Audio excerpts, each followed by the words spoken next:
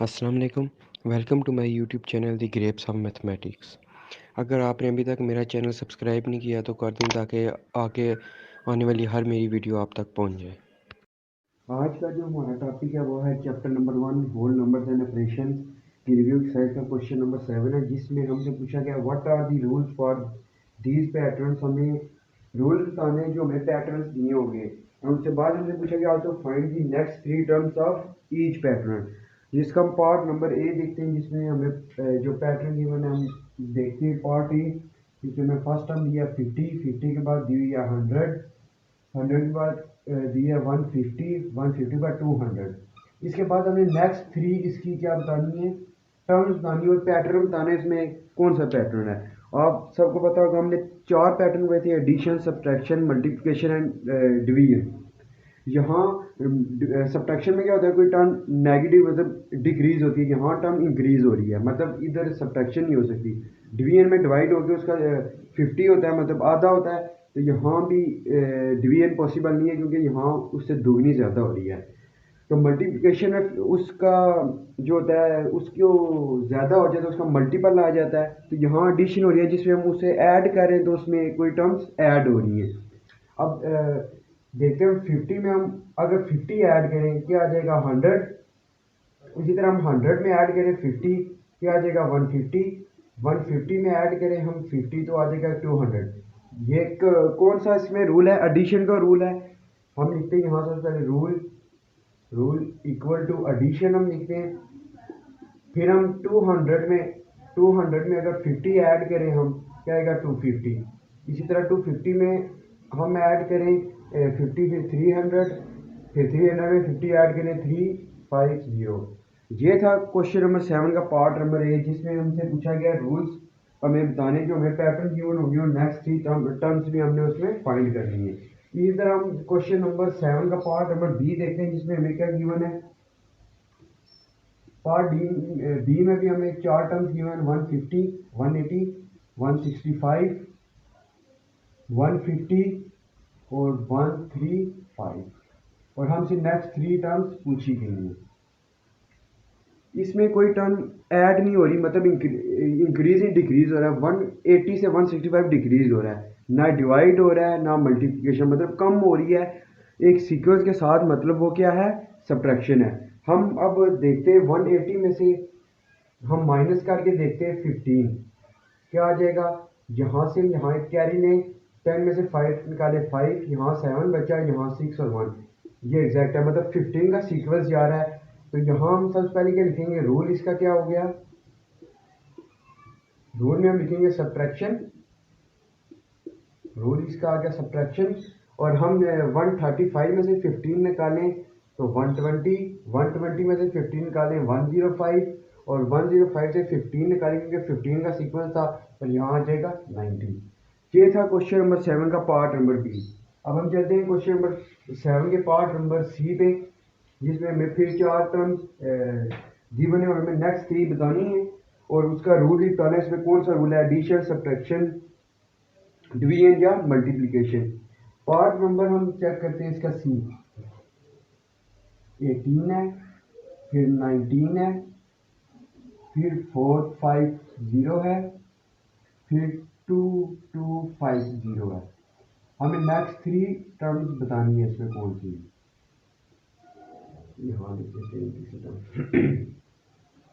Next 3 terms होंगे 18 में हम मतलब सीक्वेंस देखना है इसमें, मतलब 18 हम 18 ऐड करें 36 नहीं आता, क्योंकि यहाँ से ये कितने का सीक्वेंस आ रहा है, ज़्यादा से ज़्यादा आ रहा है 72 का, 72 से ज़्यादा हो रहा है 72 का, फिर यहाँ सीक्वेंस है यहाँ पे 360 का आ रहा है, मतलब कोई टर्म मल्टीप्लाई हुई है। इन दोनों के दरमियान सीक्वेंस चेक करना और नेक्स्ट का, अगर यहाँ 72 का और यहाँ भी 72, मतलब कोई टर्म ऐड हो रही है, लेकिन यहाँ 72 का सीक्वेंस है 18 और 90 में, और 90 से आगे जो है वहाँ 360 का सीक्वेंस है, मतलब कोई टर्म मल्टीप्लाई हो रही है। सिंपली इसका रूल क्या होगा, मल्टीप्लिकेशन होगा। हम यहाँ लिखते हैं रूल मल्टीप्लिकेशन।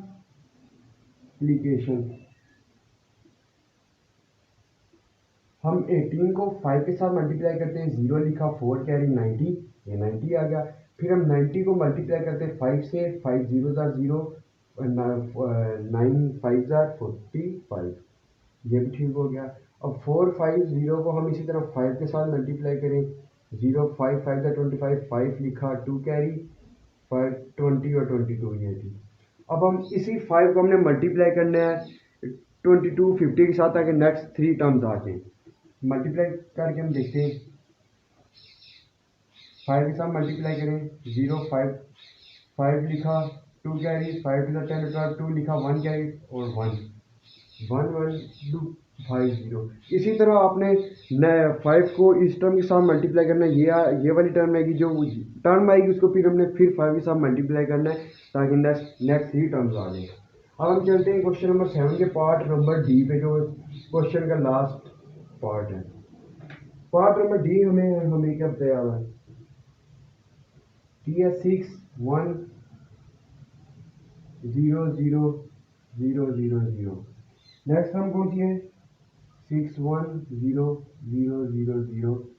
उसके बाद कौन सी है? 6 1 0 0 0। इसमें भी हमने नेक्स्ट 3 टर्म्स बतानी है।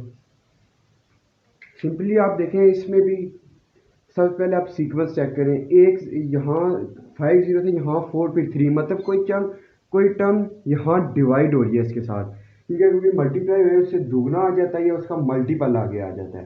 तो यहाँ ना एडिशन हो रही है ना सब्ट्रैक्शन हो रही है, सिंपली यहाँ डिवीजन हो रही है।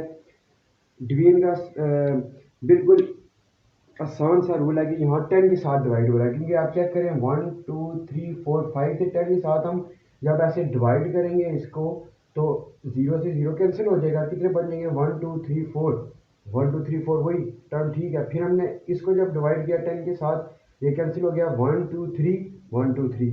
अब जब हम इसको डिवाइड करेंगे, ये 0 कैंसिल हो जाएगा, तो यहाँ बचेगा 6 1 0 0। फिर हम जब इसको 10 से डिवाइड करेंगे, फिर बचेगा 6 1 0, क्योंकि ये 0 कैंसिल हो जाएगा। फिर हम जब इसको वापस डिवाइड करेंगे 10 से, क्योंकि 10 का सीक्वेंस आ रहा है ऊपर, फिर ये कैंसिल हो गया, 6 1 बचेगा। ये था क्वेश्चन नंबर 7 का लास्ट पार्ट, जो डी था। अब हम क्वेश्चन नंबर 8 की तरफ चलते हैं। क्वेश्चन नंबर 8 जो रिव्यू साइंस का क्वेश्चन नंबर 8 है। Question number fill in the blanks, fill in the blanks incomplete pattern, incomplete pattern, जिसका हमसे पहला पार्ट ए पार्ट पूछा गया। हम सबसे पहले ए पार्ट देखते हैं क्वेश्चन नंबर 8 का। ए में हमसे कहा गया 10 को हमने किसी के साथ मल्टीप्लाई करना है, जो कितना है? 10 है। फिर हमने वापस 10 को मल्टीप्लाई करना है एक टर्म से, जो 100 है। फिर 10 को किसी टर्म के साथ मल्टीप्लाई करना है, जो 1000 है। फिर हमने 10 को किसी टर्म मल्टीप्लाई करना है, जो है 10,000 है। ये हमें एक पैटर्न दिया गया और बताया गया इसे फिल करें।